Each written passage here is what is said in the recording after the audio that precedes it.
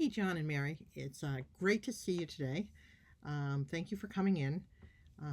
As you know, we've been working on understanding your background in terms of your family, your financial history over the last few meetings so that we can put together a financial plan for you that will help you to reach your financial goals and objectives throughout your retirement and in terms of your legacy.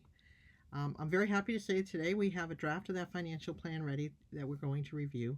I've given a copy to each of you so that way you'll be able to go home and review them at your leisure. I know you're both detail oriented people.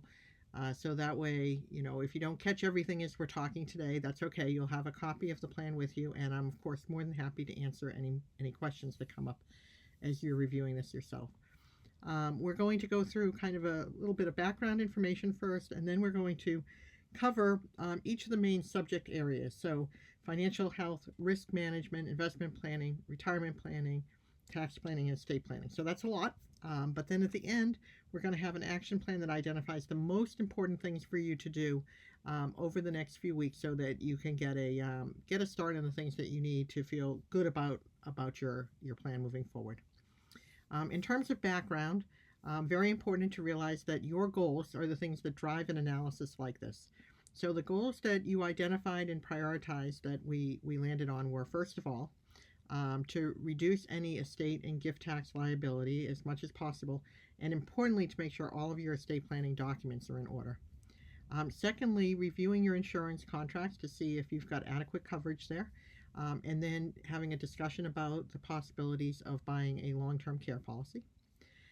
Third, to the extent possible, identify areas where you might be able to reduce your personal income taxes.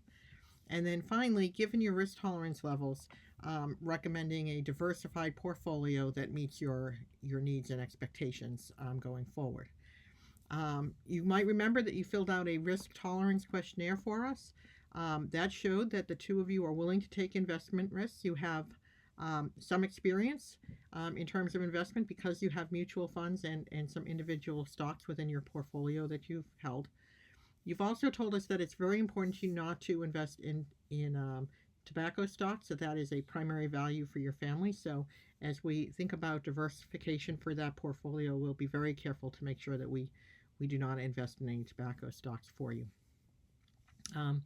Finally, in terms of background, there's always economic assumptions that come into a plan like this. You need to basically make assumptions that you're comfortable with because, of course, we can't, see the future with a crystal ball.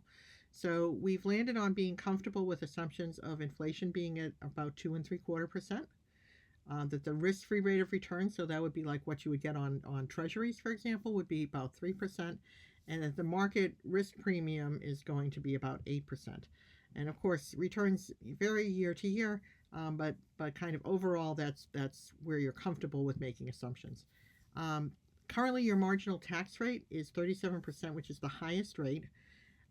Based on what we can see into the future, you're likely to remain in a high tax bracket, somewhere probably between the 32 and 37% rate, for as long as you're getting the monthly payments for John's business. So the interest on those counts as ordinary income, and so that's going to make your ordinary income higher, which will keep you in a higher tax bracket. After the 7 years is over and that note is completely paid off, you're likely to get into a lower tax bracket, maybe down as low as 24%. Based on your Social Security and pension income and your current interest and dividend income.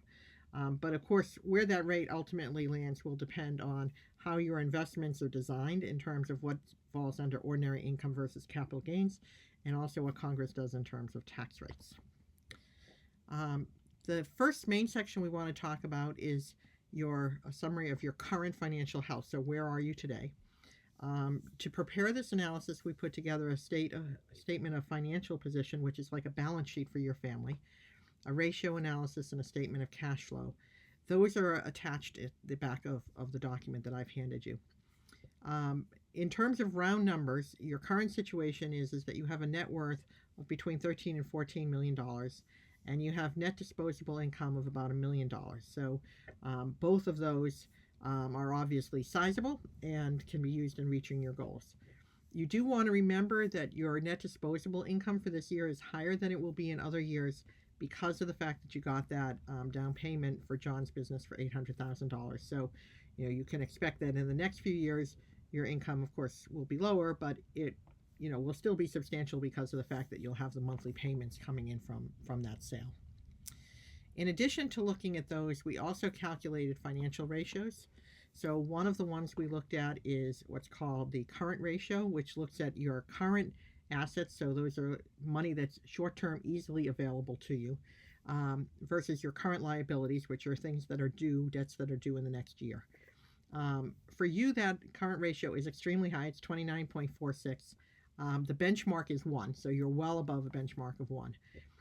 Even if we took out your certificates of deposits in that, which, maybe we don't want to think of as current because it could be that they'd be penalized if they were redeemed early, your current ratio would still be 5.77. So you're in great shape in terms of the next year and paying off your liabilities.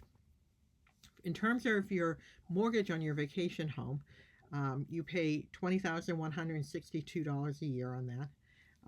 Even if we exclude that one-time down payment from John's sale of his business, your ongoing housing cost ratio is 5.8%. So that is what does everything cost in terms of mortgage, property, taxes, and insurance for both of your houses, divided by the income that you have coming in. So that 5.8% is well below the upper limit of 28%, which basically tells us that your housing costs are very manageable and far less than what your ongoing income can support. One thing that I think is very important for you to think about is an emergency fund. So typically you want to have an emergency fund of 3 to 6 months just in case something happens that suddenly demands a lot of money. So if one of you were to have a health incident, or if there were suddenly trouble in the economy that would make it so you wouldn't want to draw money from your investments. In your case, since your annual expenses are about $576,000, that means to cover 3 to 6 months, you want an emergency fund of between $144,000 and $288,000.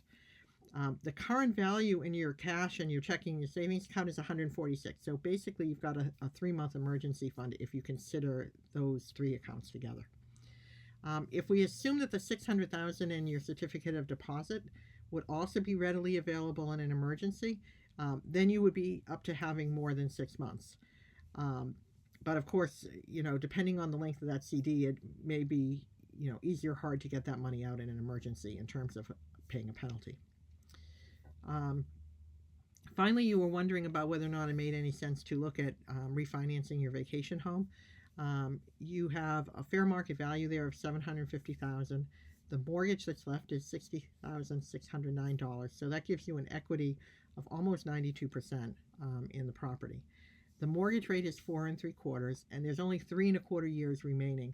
So given the current interest rate environment, the fact you only have 3 1/4 years left, probably does not make sense for us to spend time thinking about a refinance, because there's other places that we'd rather be spending our energy in terms of setting you up for your financial future.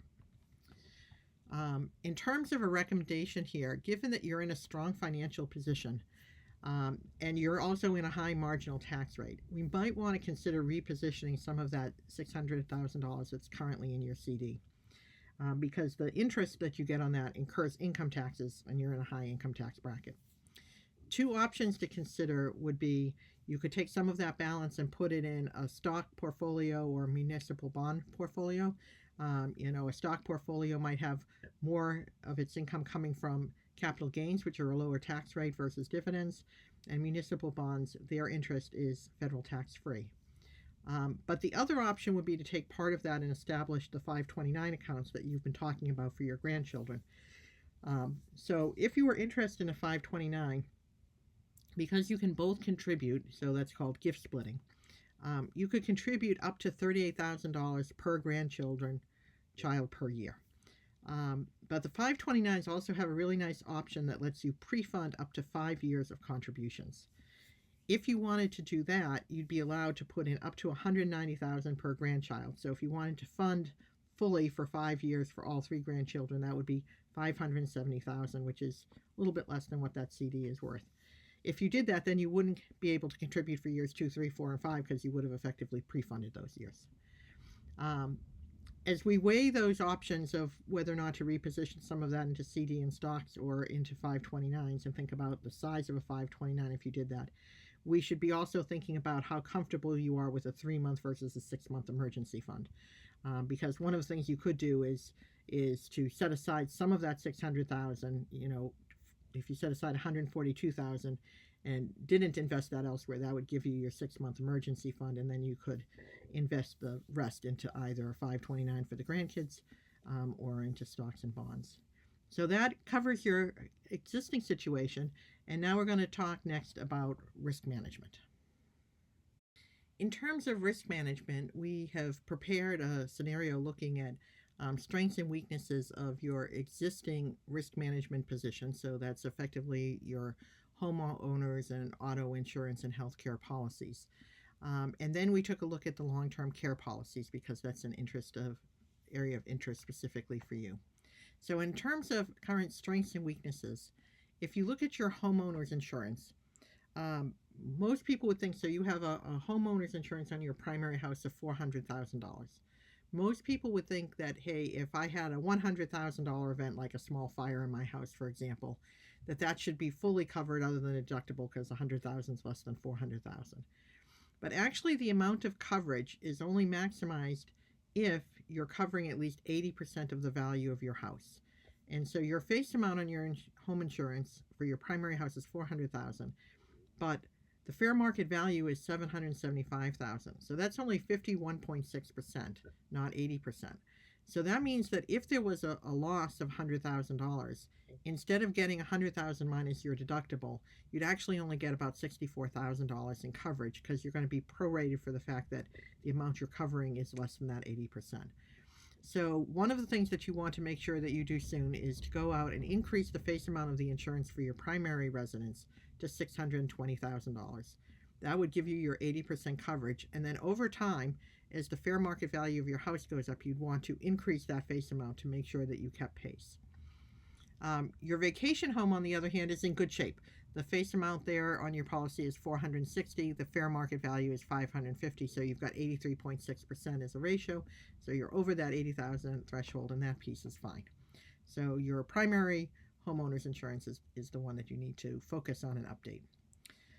Your auto policy seems to be adequate. If you had a $15,000 claim, you would get $14,500 to cover it, basically after the deductible. But you need to remember that damage beyond that level isn't covered. One thing that we think is very important for somebody who has substantial assets, as the two of you have built over time, is to have an umbrella policy. These policies cover liabilities that occur that are beyond your auto or your home insurance. So basically, they're kind of the fail-safe, if you will. And typically, they're available at a relatively low cost because of the fact that the auto and homeowners pay out first. Somebody in your position with the type of assets you have, we would typically recommend that they get an umbrella policy of about $2 million to $3 million to protect your assets. So that is a thing that we believe that you should do. In terms of healthcare coverage, you both have signed up for Medicare's Part A, B, and D. Those are the great base for healthcare coverage, but it does leave gaps. And there are health insurance policies you can buy called Medigap policies that will cover costs that aren't covered by Medicare. So, for example, the deductibles and copays and coinsurance. There's also versions of it that would cover hospice and skilled nursing facility costs. So we think that you should consider buying one of these plans so that the holes that exist in the Medicare coverage would be taken care of for you. It's important to know that since you're past your initial enrollment period, insurance companies are allowed to use Medicare underwriting to decide whether or not to cover you and the rates that you charge. So if you're interested in one of these policies, we want to discuss that sooner rather than later, because right now you're very healthy, and so the medical underwriting would be more favorable than if you waited until you were unhealthy later on. Next, in terms of life insurance, both of you have definitely adequate insurance. John has a face amount of $2 million, Mary of $400,000. Now that you're in retirement, so you're in the spending phase with your assets instead of building them up, and you don't have to worry about covering lost earnings, that's fine. You've built up substantial cash value there of 954,000 for John and 185,000 for Mary. So you have a lot that's been invested in those over the time. It's very important that we make sure that those policies do not lapse because you don't want to lose that cash value that you've built up. So we want to make sure you keep paying those premiums until or unless you decide to convert them in some way. You want to make sure that you protect those. You could think about whether or not you want to still have that same level of insurance for John now that he's no longer working and he sold the business. You're paying a premium of $28,000 a year. A lot of universal life policies give you some premium flexibility so that you could pay less on an ongoing basis, and that would give you a trade-off because, of course, the death benefit would be lower. So, you could, because you can afford them, keep paying the premium you're paying and keep that $2 million face value. But if you think that that's too much coverage to have, we could talk about how to go about changing that and updating that approach. But again, we'd want to be very careful that we didn't do anything without being very deliberate because we want to make sure we are protecting the value that you already have. John, you've been considering whether or not you should annuitize the annuity that you bought back in 2001. You've been offered a payment of $600 a month, and we're wondering what the tax consequences would be if you decided to accept that offer. So if you were to accept that, $516.67 of each of the first 300 payments would be taxable. And then once you get past the 300th payment, the full amount would be taxable because at that point you would have gotten back all of the money that you put in. So if you decide to annuitize this, you do need to think about the fact that that $600 that you got would be reduced by the amount of taxes on $516 every month. Next, John, you were thinking about gifting your life insurance policy to your grandkids.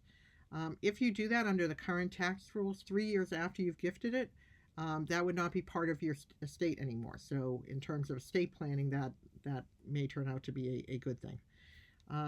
If you did decide to gift it to them and you and Mary gift split the gifting of that, and you included a thing called crummy notes for the gift, there'd be a taxable gift of $926,000 on the transfer.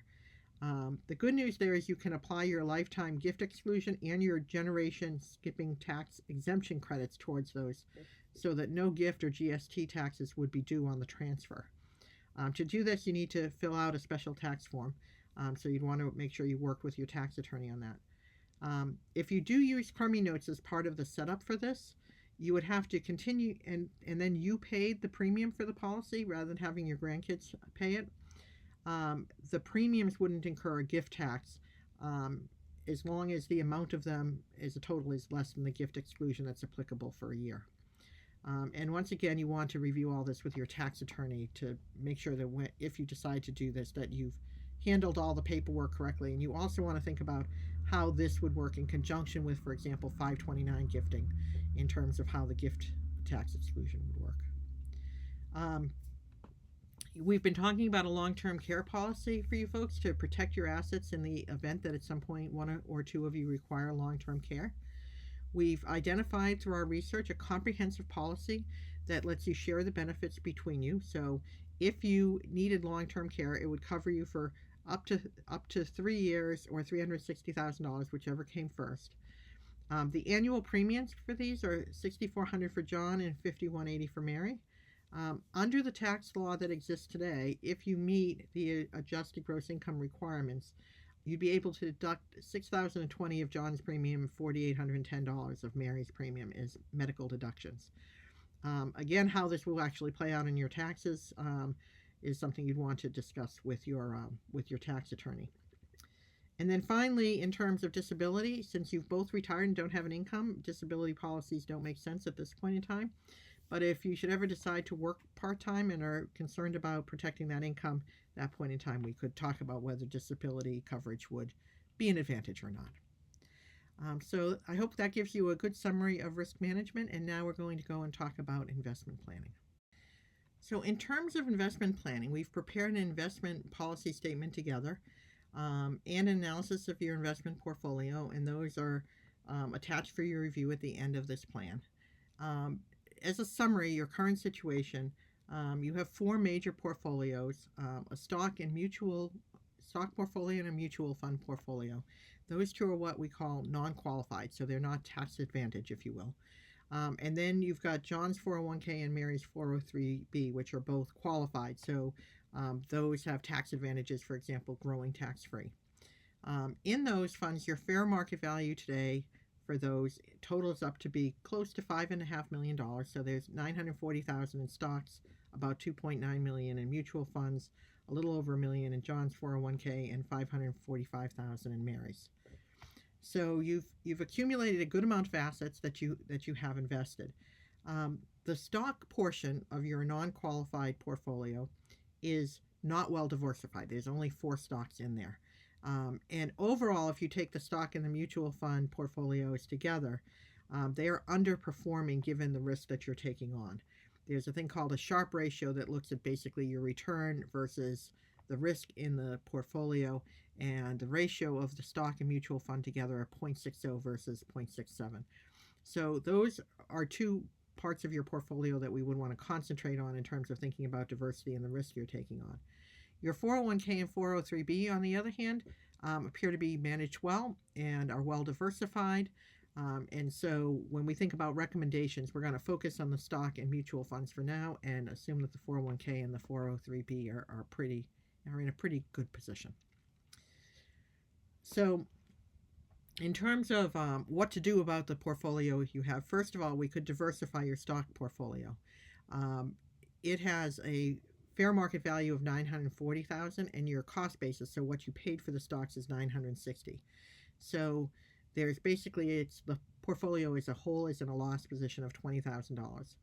That means we can use what's called a tax harvesting strategy. So like if you sell some stocks that have gained, you can sell some of the ones that have lost, so that you balance off the effect of the gains and the losses to minimize the taxes that you need to pay as you're repositioning your portfolio. And stock A in particular has unrealized losses of $218,000, so that's the real driver of where the loss is coming from. If you sell this and then reallocate the proceeds, you'll be able to take advantage of basically that harvesting in your current tax year.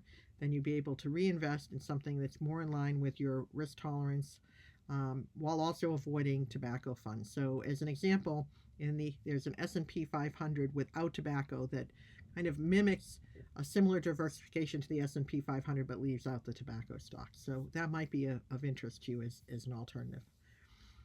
Because you're in the highest tax bracket, we think that you should consider selling any bonds that are within your mutual fund, where the return on those, the after-tax return on those, is less than what you would get from the return on a municipal bond, which are federal income tax free. So we can go through and do an analysis of the bonds within that portfolio and figure out which ones have a low enough after-tax return that it would make sense to convert those over to municipal bonds. So that way you would have fewer taxes from your bond portfolio. Since that is in a position of gain, again, we want to think about doing that as we are doing the stock portfolio, so that we can harvest losses and minimize the tax impact of moving around your portfolio in this tax year. It's important that as we do that we seek the advice of your tax attorney to make sure that we understand the impact of the conversion. And especially because in some cases, some of that gain you may have already paid taxes on, because, for example, as you get dividends, those are taxable in the current year. As you receive the payments for John's business, which, as you know, are substantial, if there's some of that money that you don't need for current expenses, we'd want to make sure that we invest that also in a well-diversified portfolio and in such a way that it doesn't upset the asset allocation that we eventually decide to go with. So if all of this makes sense to you, then we can develop for you an asset allocation strategy that will be tax efficient while also being more diversified and meeting your risk tolerance level. So likely a portfolio that might be a 60-40 stock to bond mix, or a 70-30 stock to bond risk. And we can talk about that as we develop an asset allocation strategy. In terms of retirement planning, we conducted analysis for this that was mostly focused on your specific questions. You're indicated that you're not concerned about saving additional amounts for your retirement because you have substantial assets already, but you want to understand how those retirement accounts grow, what the taxes are that are associated with them. And so what we're going to do is to focus on your questions, and we try to answer those as opposed to doing a comprehensive retirement needs analysis. So it's important to note that as we go through this, that inflation does have an impact on purchasing power over time. So as an example, if we assumed that you got an 8% return on your portfolio, but there's a 2.75% inflation rate, your inflation adjusted return would be 5%, so, or 5.11 actually. So it's important to remember that that does take a bite out of your earnings in terms of purchasing power. And as we're thinking about later retirement years, we would want to be thinking about that playoff between the return and the inflation in terms of the true buying power. And that will be very important when we talk about asset allocation strategy. In terms of your retirement accounts, your existing accounts are qualified accounts, your 401k and your 403b, so they will grow tax-free as long as the money is left in there. So you can move around how they're invested within those, but if you take money out of the 401k or out of the 403b at that time, it would be taxed. You have thought about whether or not to transfer that money in John's 401k over to an IRA. If you decide to do that, it is very important to work with the plan sponsor for the IRA to do what's called a direct transfer. If you do not do a direct transfer from the existing retirement account to the new IRA, there's a 20% withholding and a 6 to 8 day limit on how fast you have to redeposit the funds. So there's significant advantages to doing a direct transfer. So you'll want to make sure you do that. John, you had talked about wondering, like, if you put that money in a guaranteed rate, so a CD with 3%, like sort of a risk-free type account, where the money would be in 3 years. So your balance would grow from $1,054,540 up to $1,152,324. It's important to remember, though, that if you assume inflation is 2.75%, that's actually only a 0.24% growth once you adjust for inflation. Your 401k and 403b and also the IRA, if you transfer the money, all of those are qualified accounts, so they would all grow tax-free. As you withdraw the money, you will have to pay the taxes on them, unless you do a thing called a qualified charitable distribution, which I'll explain in a minute.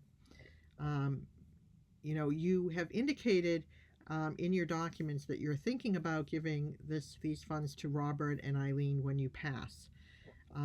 It is important for you to know a few things. So first of all, once you reach 73, you're going to fall under what's called required minimum distributions, RMDs, that you'll have to make each year. So that will impact the final balance in each account because you'll have to take money out each year once you hit that age. Any funds you do leave to Robert and Eileen, they will need to withdraw within 10 years of when they inherit. Whether or not they can wait till the 10th year or whether they have to take it out year by year will depend on whether you, Mary and John, have hit the RMD age before they inherit. But even if they're not required to take it out until the 10th year, they might want to take it out over the course, slowly over time, so that they don't put themselves in a huge tax bracket for that 10th year. It's also important to note that while you were indicating that this money might go to Robert and Eileen, that right now John's 401k has the Salvation Army as a beneficiary. So if you've changed your mind on that and you now rather have that go to Robert and Eileen, you need to make sure that you update that. Once you reach your RMD age, you could choose to do what's called a qualified charitable distribution from the 401k or 403b. You can transfer up to $108,000 a year to a charity, and that amount will count towards your RMD, but it will not count towards your income. So that would be a way to move money to charity if there's charitable deductions that you want to, charitable contributions that you want to make over the years. Mary, you were also interested in understanding if you withdrew money from the IRA that you inherited from your mom. So if you took out $500,000 from that, because your mother made some non-tax deductible contribution, and because of the fact that her estate paid some taxes, if you were to take out $50,000, you would only have $45,049.50 that was taxable on your 1040, and you'd get an additional itemized deduction of $19,801.98. And of course, as we talk through this, as with all of these things, you would want to make sure that you talk to your tax attorney about them to verify how each of these items, if you did them, would play out in your actual income taxes. Okay, next let's discuss income tax planning. So reviewing your tax situation, the primary areas that are going to drive your income tax rate over the next 7 years, there's four of them. There's the receipt of payments from the sale of John's business, Social Security benefits, Mary's pension, and then of course the interest, dividends, and capital gains from your investments. You want an explanation of how the payments from the sale of your business are going to be taxed. And you also had asked about how it would work out if you sold your 1918 inverted Jenny stamp. So in terms of the sale of your business, the 20% down payment of $800,000 that you received, $180,000 of that will be non-taxable because it'll be viewed as a return of basis from the money that you invested in the business over the course of the years. As the rest of that, the remaining $620,000 is going to be taxed as ordinary income taxes. So that's how the down payment will play out. In terms of the monthly payments that you receive, out of the $47,518 monthly payments that you'll get each month for the next 7 years, each one of those will have three parts to it from a tax perspective. The interest that you're earning on the note because it's being paid over time instead of all up front. The return of basis, so the return of the money that you've invested in the business over the course of the years, and then your capital gains. The interest is taxed at the ordinary income tax rate, whereas the capital gains part is taxed at the lower long-term capital gains rate. So that has more advantage tax payment. And your return of basis, of course, is not taxed because that's effectively giving you back money you put in. For the very first payment, $17,333 will be interest. $6,792 will be your non-taxable return of basis, and $23,393 will be classified as long-term gains. Over time, those three numbers will change because over time, as the principal is paid down, the amount of interest in each payment will decrease, and therefore the amount of long-term gain you have and the amount of your basis being returned will go up. In terms of your Jenny stamp, you're thinking, John, that in 10 years you might be able to sell this for $2.6 million, and that you would have to pay somebody to help you sell it with a commission of 15%. At that time, if you're still in the highest marginal tax bracket, under those assumptions, if you sell for $2.6 million, you're going to pay $390,000 in commissions. Your cost basis for the stamp is $600,000, which is based on the value when your mother inherited it from your father. And that $600,000 is not taxed. So your taxable gain on the stamp would be $1,610,000. And there's a special capital gains tax rate on collectibles that's higher. So the federal tax liability on that gain would be taxed at 28%, which is tax liability of $450,800. So when you sell it for $2.6 million, by the time you've paid the commission and paid the taxes and everything kind of is done, you would end up netting about $1,759,200 from the sale. Here's a few steps that might help in terms of your income tax.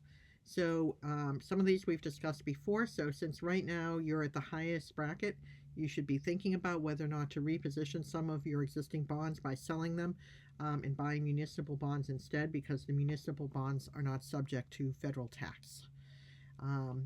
Second, as you're planning your monthly expenditures, if you get to a point where you have a month where you need funds beyond what you're getting for your notes payments and Social Security and pension payments, You should consider selling from those non-qualified accounts first to generate the funds, because if you sold from the 401k and the 403b, those would be fully taxable withdrawals.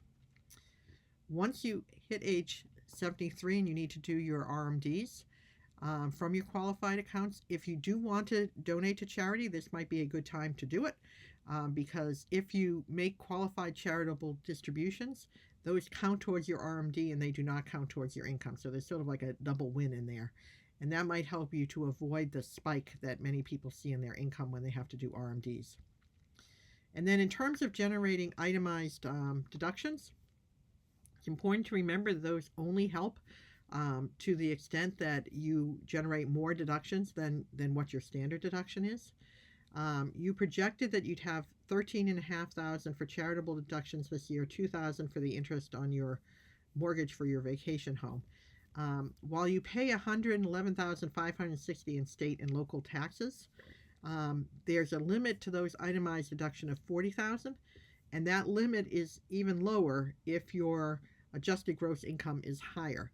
So the limit could be as low as $10,000 or up to $40,000, depending on your AGI. So it's important to realize that given that your itemized deductions are going to be somewhere between $25,500 and $55,500, really big spread. And so it's really important to talk to your tax attorney about this to figure out exactly, given the high bracket you're in, there's a good chance you're going to be closer to that 25.5, because my suspicion is you're going to go over that adjusted gross income level, and therefore that new tax deduction isn't going to help you as much. As with all tax-related strategies, you should make sure that you discuss these with your tax attorney before you implement any strategies, because they can help you work that out in detail. In terms of your estate taxes, neither of you is going to have an estate that's subject to federal estate taxes if you were to die this year. And in New Jersey, while there is no estate tax, there is an inheritance tax. But if your assets are passed to a spouse or a child, they're not subject to the inheritance tax. So therefore, given the way that your will is set up now, you should not be subject to that either. However, while taxes aren't an issue for you, you have a lot of assets that would be subject to probate. And probate has expenses, fees, and there's also a fair amount of time that it takes to move an estate through probate. So while you have a will in place, you want to think about whether or not everything is set up so that you can start to minimize the assets that go through probate. Also, you do not yet have a power of attorney or a healthcare proxy in place, and those are really important things to have to manage your affairs should you become incapacitated. So in terms of recommendations, we'd recommend that you change the title of the vacation home, your autos, and your boat from sole ownership to tenancy by the entirety. That way, that property would pass to the surviving spouse when the first spouse passes away without the property going through probate. You want to make sure there's a beneficiary in place for John's mutual fund and CDs, because I did not see that mentioned in the summary material I was given. And if there isn't a beneficiary in place, then those assets would go through probate. Based on your goals, you need to determine whether or not you want to leave John's 401k, the Salvation Army, or Robert and Eileen, and make sure you have the correct beneficiary there. You should change the beneficiary on Mary's 403b from her estate to going to John and then Robert and Eileen as contingent beneficiaries, because if you leave it as Mary's estate, it will go through probate, and if you have a person as the beneficiary, it will not. In order to get all of this done, you want to visit with an estate attorney. They can help you with all of this process, and they can also put together for you the power of attorney and health proxy documents that you need.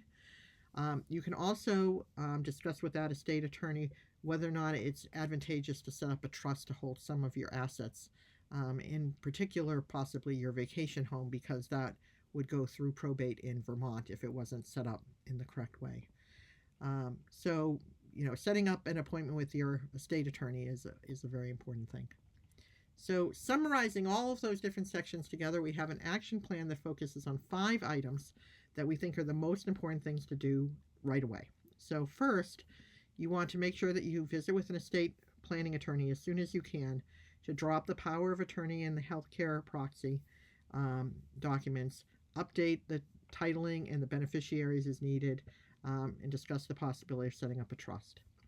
You want to review the beneficiaries for all your accounts and update them as needed to match with your goals.